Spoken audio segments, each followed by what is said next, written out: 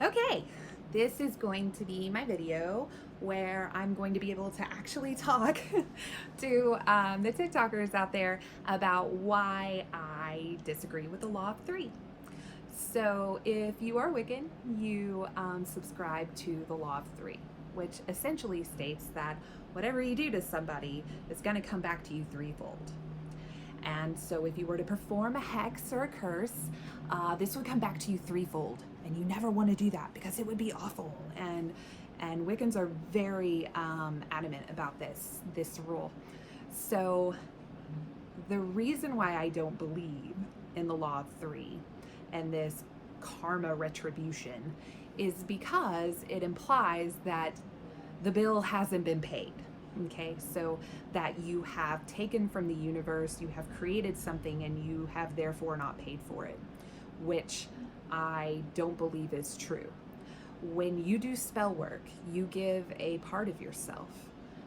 Sometimes, and especially in the case of hexes and curses, you give a very vulnerable part of yourself back to the universe. When you do a hex and a curse, it is it's not pretty like you see on movies and television. It's raw and painful because, as we talked about in the last video with your shadow work, you're having to summon all of these emotions to be able to create the energy to push this through.